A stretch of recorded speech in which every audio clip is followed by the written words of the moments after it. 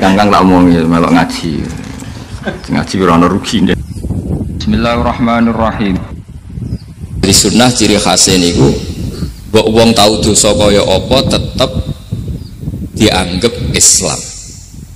Ada kelompok ekstrim khawarij sing darani wong nak dosa niku berarti wis napa ka? Jadi itu efeknya luar biasa dari madhab-madhab itu. Lalu kenapa madhab Abul Hasan As-Sadili yang kita pilih? Karena kalau orang Islam kamu kafirkan niku mboten ketemu, cara akal niku mboten ketemu. Nggih cara berpikir kita masyhur Abul Hasan As-Sadili ngendikan wong iku nak kafir mulai cilik nganti 70 tahun. Kula baleni malih nggih, tiyang kafir cilik ngantos 70 tahun. Itu kan menjadi mukmin itu hanya dengan melafadzkan apa? Syahadat la ilaha illallah Muhammadur Rasulullah. Niku hadhil kalimah satu ini. Kalimah syahadah niku saged ngilangi kekafiran 70 tahun. Artinya kalimat ini adalah kalimatun dakhala fihal kafiru al-islam atau kalimatun sara bihal kafiru musliman. Jadi ngaji rileks, ini tanamkan di hati. Ini adalah kalimat yang orang kafir saja menjadi muslim, hanya sekali dilafadzkan. Masa lalu dengan kalimat yang sama tiang muslim menjadi kafir. Ini pun buatan ketemu akal. Makanya madhab takfiri, madhab gampang mengkafirkan orang itu jelas madhab yang enggak ada rujukannya sama sekali, enggak ada pegangan ilmiahnya sama sekali. Wong kafir wae jadi Islam, mosok wong Islam jadi kafir. Mau perkara tahlilan ning kuburan. Gara-gara tahlilannya nyekel patok dianggap napa? Mergo dianggap jaluk napa? Jaluk bae, jaluk kufur. Lane dawuh Said Muhammad masyhur itu diterjemah di seluruh bahasa di dunia. Wong-wong sing ngafirno iku mbok yo sekali-kali nginceng iku ngrungokno. Lho kula nu sampean tahlil iku yo ora seneng. Kadang sing tahlil yo rada kurang ajar. Kula niku ing ben nak mati, nak sing tahlil nang Jepun ora seneng. Mergo yo rada sombong lah wong tahlil iku ya kadang rada sombong. Misale ngaten, kula kiyaine jenengan. Dongane ngene, ya Allah, ini guru saya. Ingkana muhsinan fazid fi ihsani. Kalau dia baik, itu ya tambahlah kebaikannya. Mosok murid muni gurune baik itu kalau itu kan ngenyak uang. Kene soleh-soleh permanen dianggapno. Jadi dongane itu ngeper, ingkana muhsinan fazid fi ihsani. Wa ingkana musian fatajawaz anhu. Misalnya kalau dia orang buruk, kalau beliau orang buruk yang kau maafkan. Maka orang-orang di luar sana yang mengatakan andekan tahlil itu baik pasti dilakukan sahabat, itu logika yang keliru. Sahabat gak mungkin kan nahlili Kanjeng Nabi ngendikan ingkana musinan sido kafir ngoten iki mboten. Lha wong Kanjeng Nabi kok apike di ngendikano ingkana ini kok kafir. Wong Nabi kok ingkana andai. Saiki pertanyaannya gini, kita sebagai kiai, sebagai guru, ku murid nak tahlil ya rada kurang ajar sithik. Wong gurune kok diomongno ingkana musinan ambek ingkana musinan. Nah pertanyaannya gini, lepas dari kowe rada kurang ajar lah dalam tahlil itu rada kurang ajar karena nyebut guru ora qad kana musinan tapi ingkana musinan. Maksudnya kalau sampean sebagai murid kan mendapat qad kana musinan, guru saya benar-benar orang baik, bukan ingkana andekan orang baik. Tapi ada satu kepastian bahwa ini tidak minta sama mayit. Jadi tujuan kalau kita minta mayit itu salah sama sekali. Wong kita datang ke kuburan malah memintakan ampunan untuk mayit. Kok iso darani njaluk iku piye? Ya mergo mau didelok kok adoh ketoke ngatong ya berarti njaluk. Lah ya wong fatwa kok berdasar inceng-incengan kok adoh niku ora jelas ya fatwa ini.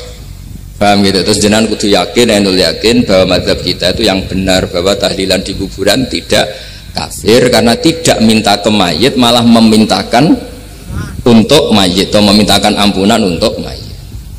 Cuma redaksi sing rondok-rondok ngoten niku dikurangi lah. Nak kangge guru niku nggih dikurangi lah, dikurangi. Ya Allah, jenengan maha pengampun, kula suwun guru kula jenengan ampuni. Jadi ampun ngangge donga sing teng salat mayit. Nah salat mayit itu kan memang ada sanatnya, memang semua bentuknya seperti itu. Tapi nek ning kuburan kula boten nate donga teng Mbah Mun ngoten, ya Allah ini guru saya, engkau anugerahkan beberapa ilmu, beberapa amal yang manfaat untuk orang banyak. Kula suwun jenengan tampi. Jenengan zat sing maha pengampun. Jenengan ampuni. Tapi boten ngangge ingkana ini.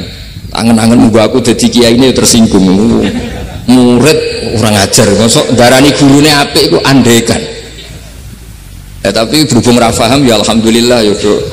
Tahlil yang wali songo ya banter-banter nganggo mik. Lah sing kene paham ya rada risi ku piye? Wali songo darani ingkana ku piye wae. Dadi niku mareni nggih, mulane kula suwun nak tahlil nyewa kiai sing alim lah ben rada bener, rada bener. Tapi ampun nyewa kula mboten purun.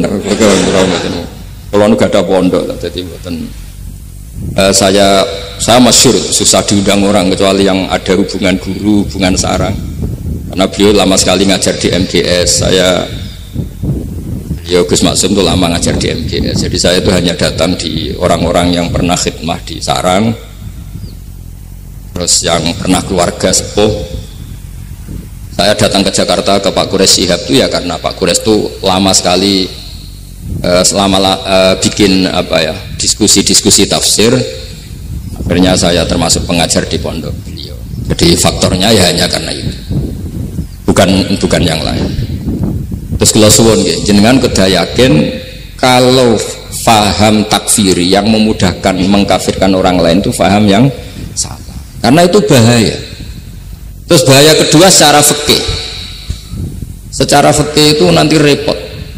Kalau nanti di salah satu seminar itu sudah mau zuhur, ketemu satu narasumber yang gampang mengkafirkan orang, itu separuh masjid kebetulan mereka banyak yang bisa ngaji itu terus gak sholat zuhur, tanya sama mereka, lu kok gak sholat zuhur sudah masuk waktu, kan sholat hanya wajib untuk orang muslim, kita akan kafir ya karena dikafirkan tadi kan, kalau kita akan dikafirkan akhirnya gak kafir sholat. Efek dari mazhab itu panjang. Kalau betul faham mereka itu betul, berarti yang sudah kafir, orang kafir itu wajib sholat enggak kan? Itu malah panjang kan, karena terus menjadikan orang Islam tidak tidak sholat. Nanti ke masjid tidak boleh, orang kafir nggak boleh masuk masjid. Itu efek fikihnya panjang. Jadi kalau suwun mazhab Abil Hasan Asyadili itu dipegang. Nah itu madhab beliau itu implementasinya di teng kitab Hikam nih. Karena Hikam itu putu murid yang paling bisa mengimplementasikan, menjelaskan cara pandang madhab Abul Hasan Asyadili sing dados thariqah Syadziliyah. Terus ketiga, itu cara pandang itu detail itu jelimet. Mesti sampean ora kepikiran. Misalnya begini. Ketika ada orang salah jenengan marah, itu sebenarnya karena salahnya apa karena hal yang lain? Normalnya orang itu berpikir karena salahnya, itu keliru cara Abul Hasan Asyadzili. Pasti kamu marah itu karena ada hal lain. Misalnya kita pembantu elek keriting mecahno gelas, mesti langsung mbok amuk. Alasannya mecahno gelas. Tapi nek sing mecahno iku wong ayu, kowe iso ngamuk. Kowe iso ngamuk wong ayu. Mecahno gelas lah. Kok gelas lemari masuk gelas. Sama, kamu janjian sama orang, wongnya nyulayani janji, mesti mbok maki-maki. Katanya jam 10 kok udah datang gini-gini. Nah, tapi kalau yang terlambat itu wong sing ngutangi kowe iso ngamuk orang sing ngutangi kowe. Atau sing terlambat itu komandannya, atasan kamu, atau kiainya. Artinya gini, ketika kamu marah atas nama terlambat itu sebetulnya karena terlambat atau karena hal lain. Nah, maksiat juga gitu. Cara pikirannya Abul Hasan Asyadzili, ketika kowe roh misalnya cawe itu maco naik apa lah ninja atau apa, mesti kowe darane wah luput suwuk. Tapi nak dikandani, niku putune jenengan. Mesti langsung ya Allah jenengan sepunten. Jadi sebenarnya kita kebencian sama orang lain itu karena kebetulan itu tidak keluarga kita. Coba kalau itu keluarga kita. Pasti kayak mikir ulang. Kowe gedeng wong ra salat. Mesti sebabnya dua. Satu ndak salat, dua kebetulan itu ndak anak kamu.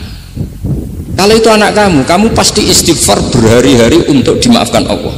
Bukan maksudmu. Tapi kalau orang lain kowe, pertanyaannya sebetulnya kamu benci itu karena ndak salatnya apa karena plus dia tidak anak kamu? Nah itu pikirannya Abu Hasan apa? Kowe ngamuk itu gelas pecah itu perkara itu pecah gelas apa plus yang mecahno elek.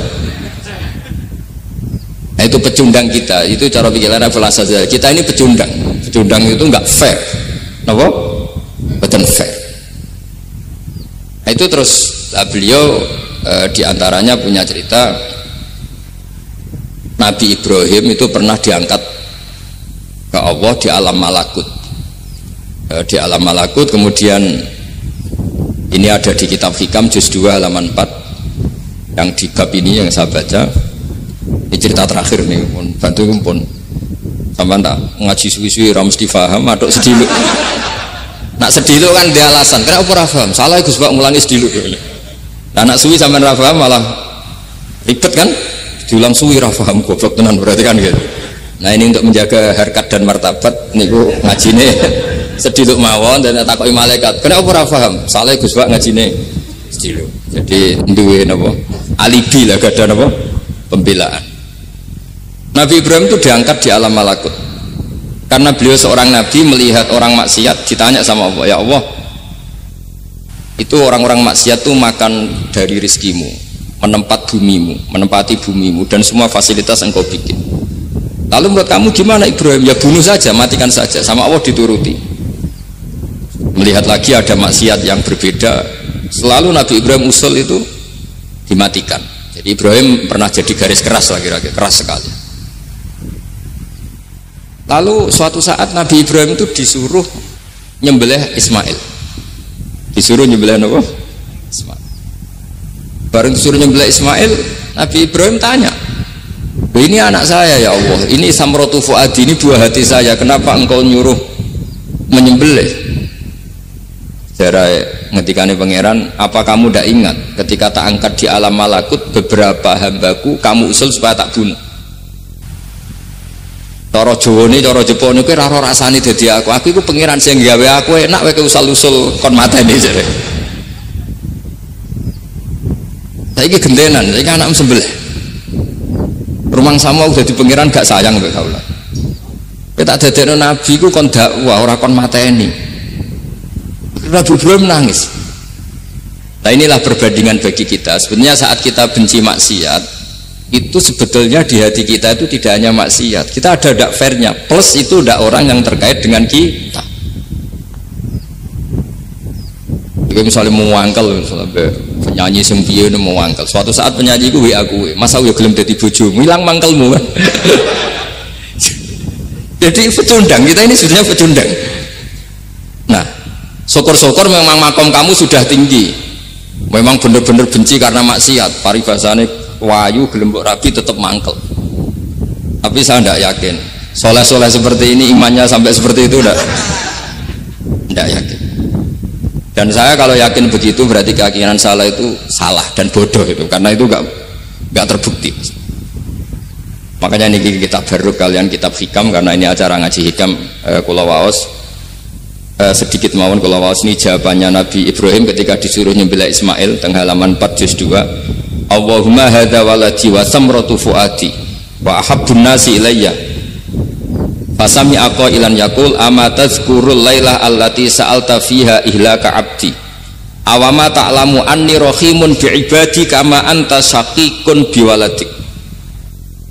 Jadi Ibrahim anak kamu sembelih. Kata Ibrahim ini nggak mungkin Gusti, ini buah hati saya, kenapa engkau minta ini tak sembelih? Apa kamu tidak ingat pernah mengusulkan saya menghabisi sekian hamba saya? Kalau kamu bisa sayang anak kamu, saya juga sayang hamba-hamba kue nak we. Mikir. Jadi makanya kalau suwon kita ini hidup harus insaf. Nak kira dia duit, iku yo mangkal tenan, loro tenan. Terus bojomu mbok kon sabar pas kue ra ngekeki duit, iku yo ora fair. Yus ben ngamuk. Satu kelihatan cerdas. Memang kondisi nggak punya uang itu harus ditanggapi dengan marah. Masa diapresiasi? Pinter Mas kowe saiki dadi wong zuhud. Wah ya ribet kan, wes jos Mas sampean saiki ra duwe dhuwit, sampean wis dadi wong zuhud, wong waroi. Tapi do mati bareng saiki. Jadi sebetulnya Allah bikin emosi itu andaikan boleh dibahasakan wis dipikir. Walau la dafu inna safa'duhum bi ba'dil lafasadatil. Jadi bumi ini sebaiknya itu diisi dengan sekian perbedaan. Tapi tidak konflik ya, perbedaan dengan konflik itu beda. Saya ulang lagi, bumi ini sebaiknya diisi dari sekian apa? Perbedaan, karena justru itu bagus. Saya itu berkali-kali bilang, andaikan tidak ada pikiran kedua, ini dunia ini sudah rusak. Harus ada pikiran kedua. Misalnya ono wong kok terlalu apik mbek kanca, mesti bojone sampet. Wong gak men ngopi mbek kancane ra tau ngapi mbek bojone. Tapi kalau ngopi mbek bojone terus, mesti kancane sing sampet. Wah, jok rabi lali kanca. Ribet. Manusa itu ribet. Kados kula dugi mriki ini hormat Gus Maksum. Nggih mungkin tok ganjaran. Tapi untuk dosa sidik-sidik ninggal pondok. Jadi ya sudah. Ya mau tidak mau karena memang hidup itu tidak banyak pilihan. Ada orang sering ibadah di masjid sholat itu ya bagus. Tapi dia pasti tidak baik dalam sistem sosial. Umpama wong soleh kabeh ning masjid itu donya akeh sing mati. Karena tidak ada tim SAR paling murah. Loh iya kan, wong kecelakaan itu penolong pertama itu orang yang di masjid apa sing tukang ning dalan-dalan. Artinya sing ning masjid iktikaf mesti ra duwe ganjaran nulung wong kecelakaan. Artinya ada kebaikan yang pasti nggak bisa dilakukan orang yang sedang di masjid. Andaikan yang di jalan tuh orang-orang soleh itu wah dunia sebaldatun thayyibatu warabun. Loh ya betul, Nabi pernah ditanya sahabat, ya Rasulullah kita ini senengane ngegeng di jalan. Ya, kata Nabi ya sudah nggak apa-apa asal a'tut thoriq haqqaha, ya kamu memberi haknya jalan. Apa itu? Amar ma'ruf nahi mungkar.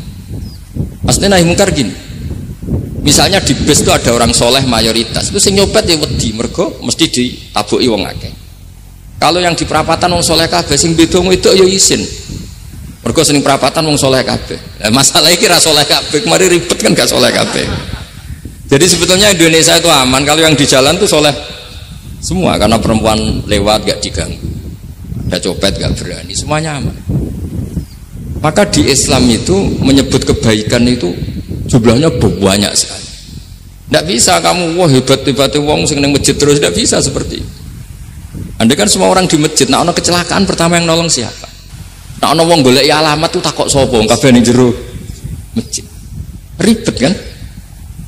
Nah, makanya ini Quran bikin aturan wala taq'udu bi kulli siratin tu'iduna wa tasudduna an sabilillah. Yang enggak boleh itu duduk di jalan sambil mengganggu atau mengancam hal-hal yang baik. Tapi kalau duduk di jalan justru membantu hal-hal yang baik, maka ini disyariatkan oleh Jadi ini kita harus mulai mikir ya. Jadi walhasil ngendikane kitab hikam, bayangkan yang maksiat itu anak kamu, istri kamu. Pilihan kamu itu memaafkan dan minta dimaafkan oleh Allah. Tapi ketika orang lain kamu minta supaya dilaknati Allah, ini tidak fair. Jika kita diajari guru-guru kalau minta ampun ighfirli wali walidayya wali jami'il muslimina wal muslimat, masih dikata wali jami'il muslimina al muslimat wal mu'minina wal mu'min. Itu filosofi yang luar biasa, kata jami' semuanya ya Allah engkau maafkan.